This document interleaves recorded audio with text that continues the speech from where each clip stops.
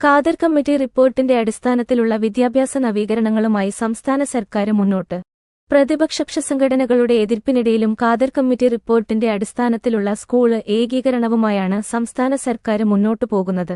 High school, higher secondary വേർതിരിവില്ലാതെ 8 മുതൽ 12 വരെയുള്ള ക്ലാസുകൾ ഒറ്റ യൂണിറ്റാക്കി മാറ്റാനുള്ള ശുപാർശ മന്ത്രിസഭായോഗത്തിന്റെ പരിഗണനയിൽ വന്നു.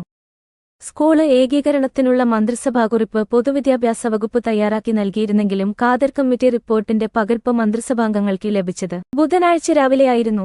റിപ്പോർട്ട് വിശദമായി പഠിക്കാൻ സമയം വേണമെന്ന ആവശ്യമുയർന്നതിനാല് ഏകീകരണത്തിലെ ചർച്ച മറ്റൊരു മന്ത്രിസഭായോഗത്തിലേക്കു മാറ്റി.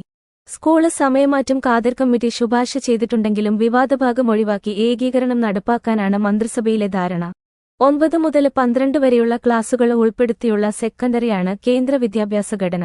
ഈ ഘടനയിലേക്ക് കേരളം ഇതുവരെ മാറിയിട്ടില്ല. 8 മുതൽ 10 വരെ ഹൈസ്കൂളും തുടർന്ന് ഹയർ സെക്കൻഡറിയുമെന്ന നിലയിലാണ് സംസ്ഥാനത്തെ ഘടന. 8 മുതൽ +2 വരെ ഒറ്റ യൂണിറ്റായി മാറുന്നതോടെ ഹയർ സെക്കൻഡറി ജൂനിയർ അധ്യാപകരെ ഹൈസ്കൂളിലും പഠിപ്പിക്കേണ്ടി വരും. ഇത് തസ്തിക വെട്ടിച്ചുരുക്കാനാണെന്നാണ് പ്രതിപക്ഷ അധ്യാപക സംഘടനകളുടെ ആക്ഷേപം. രാവിലെ 8-നോ 8:30-ക്കോ സ്കൂള് തുടങ്ങാമെന്ന ശുപാർശയ്ക്കെതിരെ സമുദായ സംഘടനകൾ രംഗത്തുവന്നിരുന്നു. മദ്രസാ പഠനത്തെ ബാധിക്കുമെന്നാണ് ഉയർന്നിട്ടുള്ള ആശങ്ക.